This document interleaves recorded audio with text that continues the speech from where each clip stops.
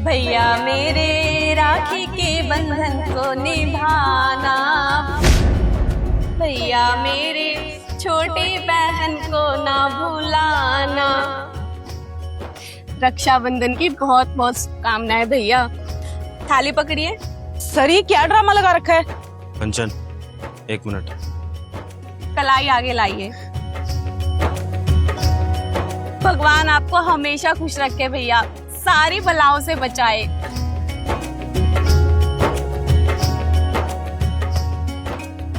ये लीजिए, आपकी मनपसंद मिठाई लाए हैं, लड्डू। सर आप ना बस एक बार बोलो, अभी इन्हें निकाल के बाहर करती हूँ यहाँ से। कंचन तुम्हें कहा है मैंने ऐसा करने के लिए।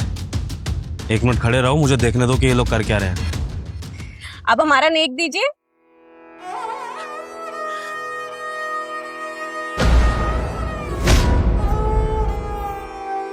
माफ करना बहन, पैसे तो नहीं है मेरे पास। पैसे नहीं है, कोई बात नहीं भैया, हमारे लिए आपका आशीर्वाद ही काफी है। बस आप आशीर्वाद दीजिए हमें, यही हमारा राखी का सबसे बड़ा नेक है। मैं भी कितना अभागा हूँ जो रक्षाबंधन के त्योहार पे तुझे पैसे नहीं दे पा रहा हूँ। तू मेरे लिए गांव से यहाँ पे आई है और मैं इतना बदनसीब हूँ कि तुझे देने के लिए मेरे पास पैसे भी नहीं है। अरे भैया आप कैसी बातें कर रहे हैं, अपने आप को अभागा क्यों बोल रहे हैं? आप तो बहुत भाग्यशाली हैं और मैं भी बहुत भाग्यशाली हूँ। हम एक साथ यहाँ खड़े होकर रक्षाबंधन का त्योहार मना पा रहे हैं। आप ऐसा मत बोलिए। ऐसा क्यों ना बोलूं बहन, देखना कितना बदनसीब हूँ मैं कि सारे दुखों का पहाड़ मेरे सर पे गिर पड़ा है। तेरी शादी के बाद माँ बाबूजी की तबीयत इतनी खराब हो गई और फिर तेरी भाभी की भी, और मेरी बिटिया उसकी तबीयत भी आए दिन खराब रहती है। यहाँ पे दिहाड़ी मजदूरी करता हूँ, 400-500 रुपए मिलते, वो भी दवाई में चले जाते हैं। 1 रुपए घर में नहीं बचता और खाने पीने का जुगाड़ राशन की दुकान से उधार करना पड़ता है। हर भाई का शौक होता है कि अपनी बहन को खुश रखूं, तोहफे दूं, लेकिन मैं बदनसीब, मेरे पास कुछ भी नहीं है तुझे देने के लिए। भैया आप ऐसे मत बोलिए, आप मेरे लिए देवता है। आपने तो मेरी इतने अच्छे घर में शादी करवाई है, आज मैं खुश हूँ तो सिर्फ आपकी वजह से। और भैया ऐसे त्योहार पे ना दुख भरी बातें नहीं करते। आज तो रक्षाबंधन का त्योहार है ना, तो खुश रहिए। चलिए अपने आंसू पोंछिए। ठीक है बहन, तू बोलती है तो मैं दुखी नहीं रहूंगा, खुश रहूंगा। एक काम कर, तू घर जा, मैं शाम को आता हूँ और भाभी से खाना बनवा लियो। अगर घर में खाना नहीं होगा ना तो पड़ोस में राशन की दुकान है, वहां से उधार मंगवा लियो। भाभी ला देगी और तेरे लिए अच्छे से खाना बनाएगी। मैं शाम को आऊंगा, फिर हम लोग घूमने चलेंगे। अरे नहीं नहीं भैया, मुझे भूख नहीं लगी है, मैं आपके पास आ गई त्योहार मनाने। मेरा तो खुशी से ही पेट भर गया और मैं गुड़िया के लिए तोहफा भी लेकर आई हूँ, उसको दे दूंगी। और भैया आज शाम की मेरी ट्रेन है, निकल जाऊंगी मैं। ठीक है बहन, लेकिन मैं तुझे स्टेशन छोड़ने जरूर जाऊंगा। मेरे घर आए बगैर तू जाइयो मत। सर बस अब बहुत हो गया। अरे कुछ तो करिए आप, ये त्योहार मनाने की जगह काम करने की जगह, काम करने की जगह पे ये त्योहार मना रहे हैं। आप कुछ करेंगे कि नहीं करेंगे? चलो ठीक है भैया, हम चलते हैं। रुको। साहब जी नमस्ते। साहब जी, साहब जी हमारे नमस्ते करो। नमस्ते साहब जी। रंजन ये सब क्या हो रहा है यहाँ पर? साहब जी ये हमारी बहन है, गांव से आई है राखी बनाने के लिए। जो मर्जी हो, तुम्हारी बहन हो, गांव से आई हो या फिर रक्षाबंधन हो या कुछ भी हो, लेकिन ये जगह काम करने के लिए है, त्योहार मनाने के लिए। रंजन साहब जी आप भैया को कुछ मत बोलिए, हम ही भैया के पास आए थे, इन्होंने हमें नहीं बुलाया है। वो क्या है ना, हम 2 साल से राखी का त्योहार नहीं मना पा रहे थे, भैया घर ही नहीं आ पा रहे थे, इसलिए हम ट्रेन की टिकट कराए और यहाँ पर आ गए भैया को राखी बांधने। और साहब जी राखी बांधने का मुहूर्त था ना, अगर निकल जाता तो अपशगुन हो जाता, इसलिए हम आ गए भैया को बिना बताए। साहब जी मानते हैं इससे गलती हो गया है और इसकी वजह से हम माफी मांगते हैं साहब जी, लेकिन आप हमको यहाँ नौकरी से मत निकालिएगा साहब जी। बड़ी मुश्किल से हमारे घर का गुजारा चलता है साहब जी। अगर नौकरी से निकल जाएंगे तो हमारे पास कुछ भी नहीं रहेगा साहब जी। वैसे हम बहुत परेशान हैं साहब जी। रंजन रोना धोना करने से पहले अपनी गलती को समझो। तुम अपनी बहन को, जवान बहन को, इस तरह कंस्ट्रक्शन साइट पर ले आए हो जहाँ पर सारे मजदूर लगे हुए हैं। क्या अच्छी बात है कि बाहर से तुम्हारी जवान बहन आकर यहाँ पर तुम्हें राखी बांध रही है? यहाँ पर 10 लोग खड़े हैं, कल को कुछ ऊंच नीच हो जाए कौन जिम्मेदार होगा? और दूसरी बात, यहाँ पर ऐसा कितना सामान रखा हुआ है जिसकी वजह से तुम्हारी बहन को चोट लग सकती है। इसको यहाँ के कायदे कानून नहीं पता है। अगर कल को इसको कुछ भी हो गया तो बात तो मुझ पर आएगी ना, क्योंकि साइट मेरी है। तो तुम्हें इस बात की अकल होनी चाहिए थी कि तुम्हें अपने किसी भी घर परिवार के इंसान को यहाँ नहीं बुलाना चाहिए था। पर अब तुम गलती कर बैठे हो तो तुमसे बात की जाएगी और तुम्हारी बहन से भी बात की जाएगी। काफी बीच में बोल रही है ना कि इसकी वजह से हुआ ही है, तो जरा इससे भी बात करूंगा मैं। और यहाँ मुझे अब और तमाशा नहीं चाहिए। बाकी लेबर भी खड़ी है, सबका काम रुकेगा। जैसा कह रहा हूँ वैसा करो। जो भी बात करनी है, जो भी रोना धोना करना है, मेरे दफ्तर में आके करना। 10 मिनट के अंदर पहुंच जाना मेरे दफ्तर में। साहब जी जो साहब ने बोला ना वही कर चुपचाप। दफ्तर में यहाँ राखी मनाएंगे। रंजन, आखिर ऐसी क्या मजबूरी है कि तुम 2 साल से गांव जाकर राखी नहीं मना पा रहे हो? हर लेबर तो जाती है अपने गांव, जो भी त्योहार आता है, राखी, होली, दिवाली। तो तुम ऐसे क्या अनोखे हो? तुम्हारी ऐसी कौन सी मजबूरी आ गई है जो तुम अपनी बहन के यहाँ राखी मनाने नहीं जाते? और जाहिर सी बात है, अगर तुम्हारी बहन को तुम्हारे साथ हर साल राखी मनाने की आदत है और तुम 2 साल से गाँव नहीं जाओगे तो वो तो त्योहार मनाने आएगी। तो उससे ज्यादा गलती तुम्हारी है। और अब मुझे रीजन बताओ कि तुम गाँव क्यों नहीं जाते हो? हर भाई को शौक होता है अपनी बहन के पास जाए, मिले जुले, लेकिन मजबूरी नाम की जो चीज होती है ना साहब जी, जो जिम्मेदारी होती है, वो इंसान को मजबूर बना देती है साहब जी। कहीं जाने लायक नहीं छोड़ती। और परिवार देखने के चक्कर में इंसान बस इसी मजबूरी में दबा रह जाता साहब जी। और साहब जी, मेरे परिवार पे तो दुखों का पहाड़ टूट पड़ा है साहब जी। कभी माँ बीमार पड़ जाती है, कभी बाबूजी बीमार पड़ जाते हैं, और हमारी पत्नी आए दिन बीमार रहती है। हमारी बिटिया की भी तबीयत खराब रहती है साहब जी। अब उनकी दवाई दारू का इलाज कराए या त्योहार मनाए साहब जी, आप ही बताइए। वैसे बहन, तुम्हारे भाई ने एक और मरीज के बारे में नहीं गिनाया। मतलब इसने ये तो बताया कि पूरे परिवार की तबीयत खराब है, लेकिन पूरे परिवार के साथ साथ तुम्हारे भाई की भी तबीयत खराब है। इसको भी एक बहुत बड़ी बीमारी है। जानती हो तुम इस बारे में? नहीं साहब जी। मैं बताता हूँ तुम्हारे भाई को क्या बीमारी है।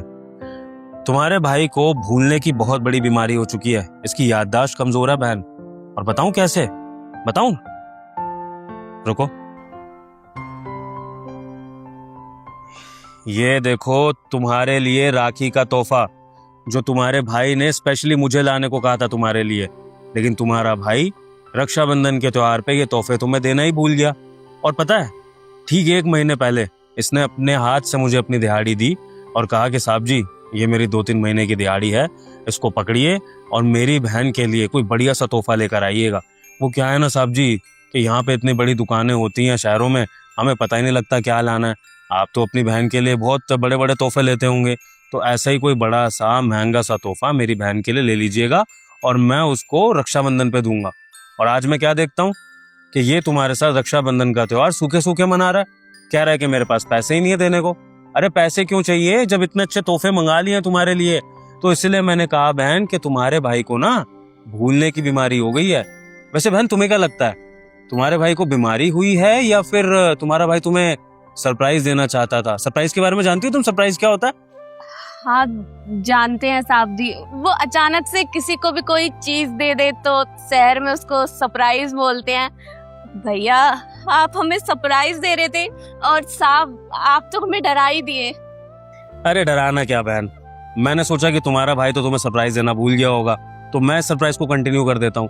पर अच्छा तभी लगता जब तुम्हारा भाई तुम्हें अपने हाथों से सरप्राइज देता। चलो रंजन, अब ये ड्रामेबाजी बंद करो, रोना धोना भी बंद करो और अपनी बहन को फटाफट से ये तोहफे दो राखी के। चलो। मगर साहब जी, ये कोई हमारा गिफ्ट नहीं है, और बहन हमने कोई साहब जी से गिफ्ट लेने के लिए नहीं बोला। साहब जी, ये क्या कर रहे हैं आप? हमको समझ में नहीं आ रहा साहब जी। बहन, अब अगर तुम्हारे भाई को ये याद नहीं आया ना, तो सच में मैं इसका इलाज कराना शुरू कर दूंगा। रंजन, क्यों भूल जाते हो चीजें? लो फटाफट से रक्षाबंधन के त्योहार पे अपनी बहन को गिफ्ट दो और इसको खुशियां दो। बेचारी परेशान घूम रही होगी कि भाई ने तोहफा नहीं दिया है। फटाफट से तोहफे दो उसको। चलो। मगर साहब जी, रंजन, मैंने कहा ना, चलो तोहफे दो अपनी बहन को। बहुत हो गया तुम्हारा ड्रामा, पता नहीं कितना भूलते रहते हो चीजों को। लो। ये लो बहन, तुम्हारे लिए। बहन, कैसा लगा रक्षाबंधन का तोहफा? बहुत अच्छा लगा साहब जी। हमें तो पता ही नहीं था कि भैया हमारे बारे में इतना सोचते हैं। हमारे लिए सरप्राइज रखे थे। बहन, एक और सरप्राइज है जो तुम्हारे भाई ने तुम्हें अभी तक नहीं बताया। तुम्हारा राखी का असली शगुन, ये है ना बचे हुए पैसे हैं। दरअसल तुम्हारे भाई ने मुझे बहुत सारी दिहाड़ी पकड़ा दी थी, मतलब यूं मान लो अपनी सारी सेविंग्स पकड़ा दी थी। तो भाई मैंने तो सोचा कि जितना कम से कम में हो सके बढ़िया से बढ़िया तोहफे ले आऊं। तो बस जब तुम्हारे भाई ने ये सारे पैसे तुम्हारे लिए खर्चने को सोच ही लिए थे तो बचे पैसे भी तुम्हारे हुए। तो रंजन, ये बचे हुए पैसे भी अपनी बहन को नेक में दो और इसकी राखी को बढ़िया कर दो। लो साहब जी, ये रंजन, अब तो बंद कर दो ड्रामा। लो फटाफट से पैसे पकड़ाओ बहन को। ये लो, और तुम घर पे चले जाओ, भाभी इंतजार कर रही होगी ना तुम्हारा। हम आते हैं साहब जी से कुछ बात करके। ठीक है भैया, हम घर पे इंतजार करेंगे आपका। शुक्रिया साहब। अब बहन एक चीज और, आज तुम ट्रेन पकड़ के घर वापस मत जाना।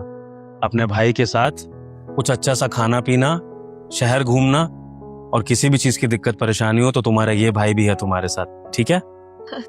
ठीक है साहब जी। जाओ, हैप्पी रक्षाबंधन। हैप्पी रक्षाबंधन। संभाल के लेके जाना, रास्ते में चोर वोर बहुत घूमते हैं। ठीक है भैया, हम इंतजार करेंगे। साहब जी, कहते हैं कि भगवान फरिश्ते भेजते हैं, आज फरिश्ते को देख भी लिया। साहब जी, मैं आपका एहसान कभी नहीं भूलूंगा साहब जी।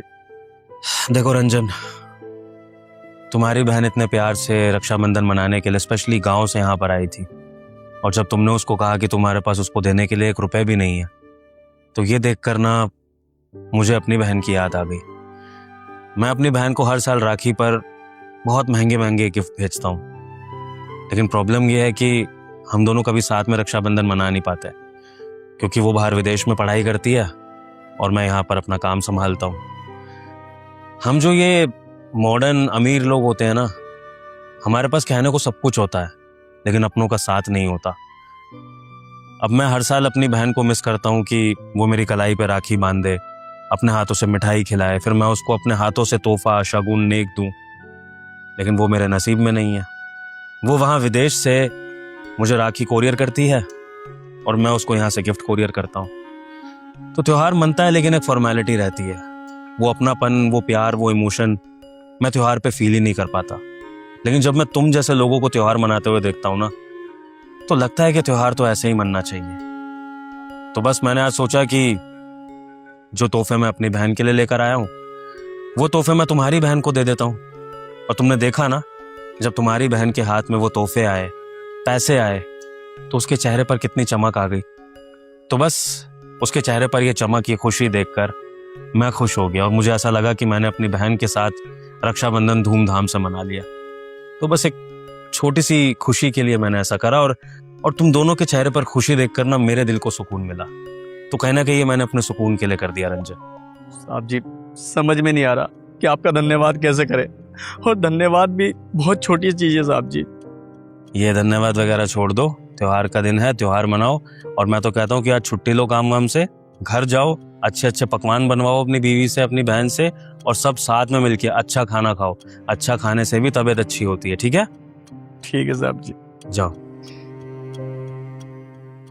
तो दोस्तों, जैसा कि इस वीडियो में दिखाया है कि एक मालिक ने एक मजदूर की रक्षाबंधन मनाने में हेल्प करी, क्योंकि ऐसा हमारा मानना है कि त्योहार मनाने का हक हर इंसान को होना चाहिए।